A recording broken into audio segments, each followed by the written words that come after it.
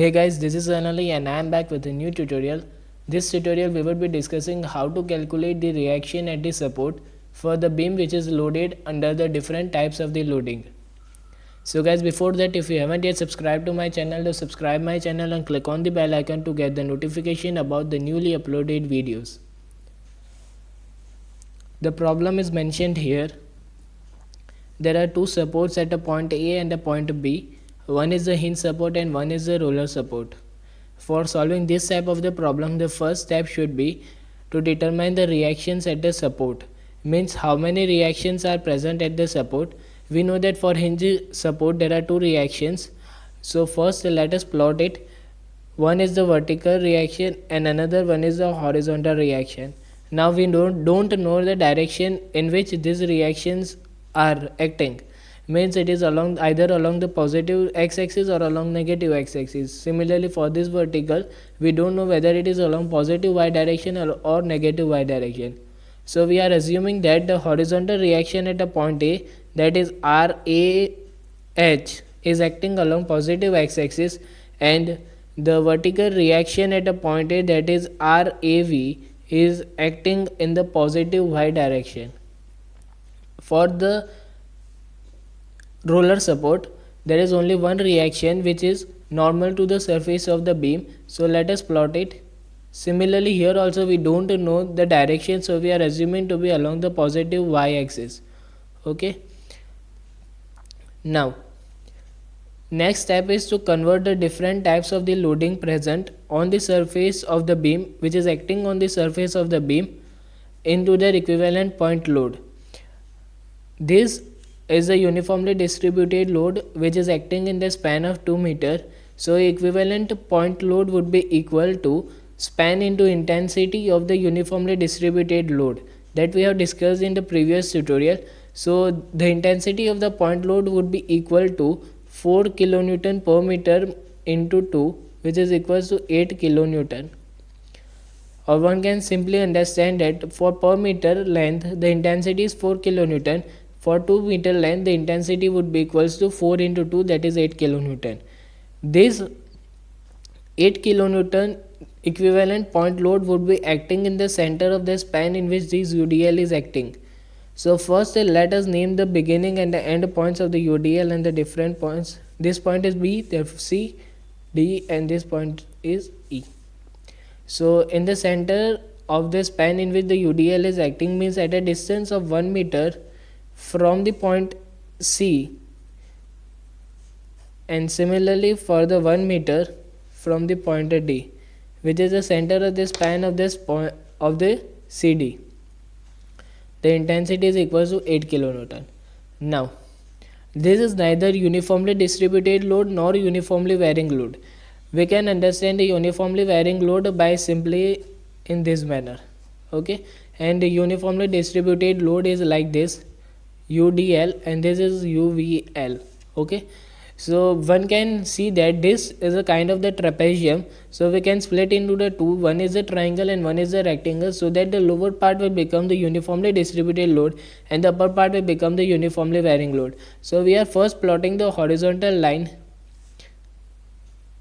Okay, so this below this line there is a uniformly distributed load, and above this line there is a uniformly varying load. We are just doing for the simplicity purpose. It is not actually splitted in this two manner, but for calculation of the reactions we are splitting it into the two different types of the loading. One is a uniformly varying load and another is UDL. So now the intensity of the uniformly distributed load is the ordinate, which is nothing but given as 3 kilonewton per meter. Means this is the intensity of uniformly distributed load which will remain throughout its length. Means in the span of 2 meter it will remain 3 kilonewton per meter length, 3 kilonewton per meter only. So we have got the intensity, we have got the span, so we can calculate the equivalent point load which would be acting in the span in which in the center of the span in which this UDL is acting. Means at a 1 meter distance from point D and at a 1 meter distance from the point B.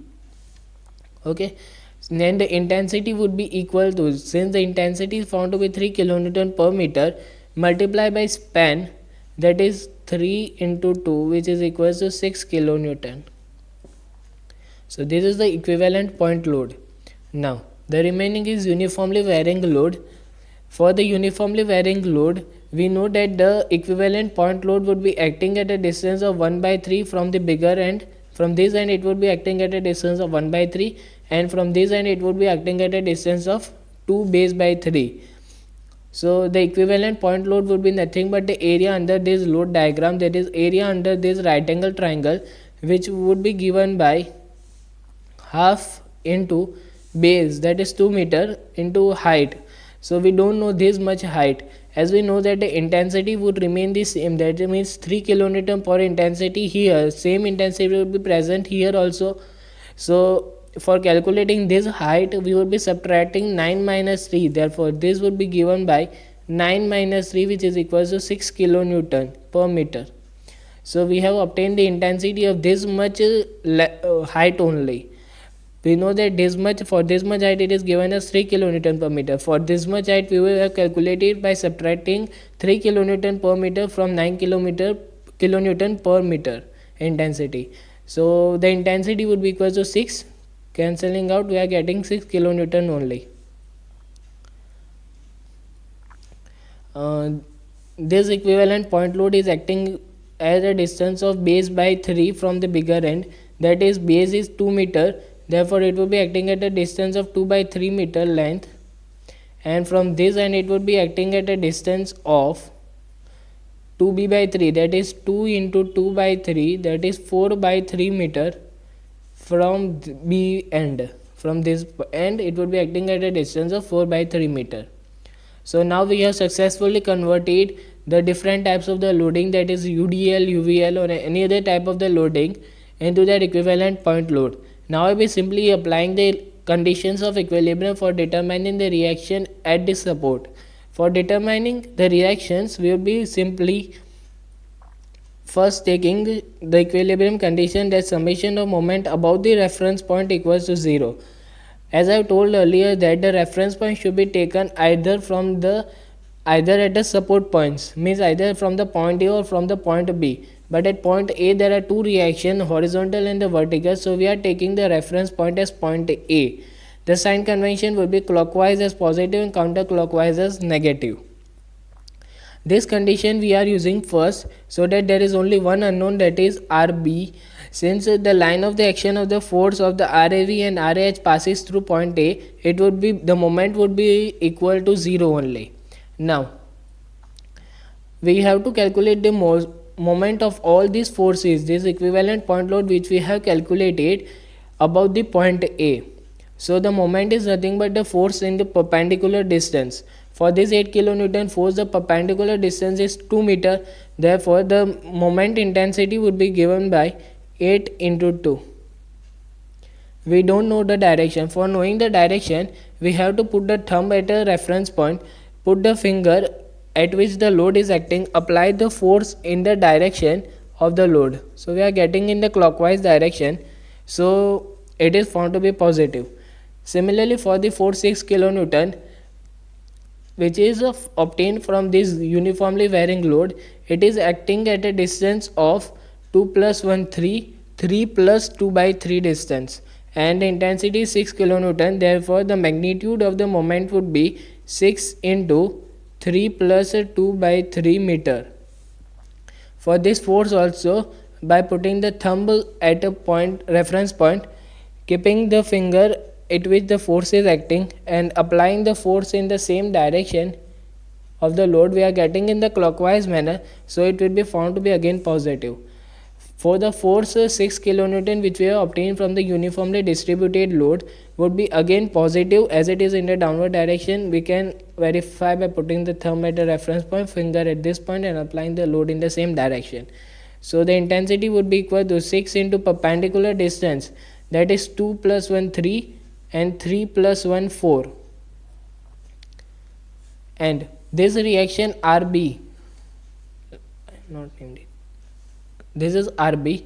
So RB is acting at the vertical distance from the point A is 5 meter, therefore the phi into the magnitude of the force, that is RB, and the direction. Put the thumb at the reference point, put the finger at which the force is acting, apply the force in the same direction.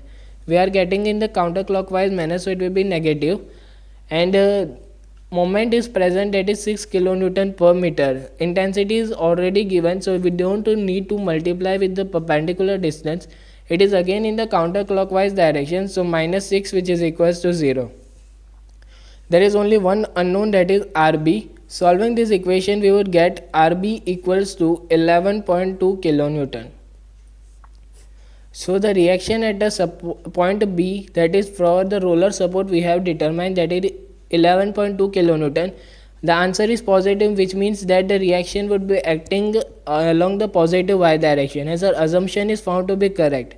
Now we are applying the another equilibrium condition, that is summation of force in the y direction equals to 0. Positive y axis positive, and along the negative y axis it is found to be negative. So the vertical forces are RAV along positive y axis, which we have assumed. So it will be positive, that is RAV 8 kilonewton downward direction minus 8, 6 kilonewton force downward direction minus 6, again 6 kilonewton force negative. This RB, which is along the which we have assumed in the positive y direction, therefore plus RB, which is equals to 0. Now we know the magnitude of RB, that is equals to 11.2 kilonewton.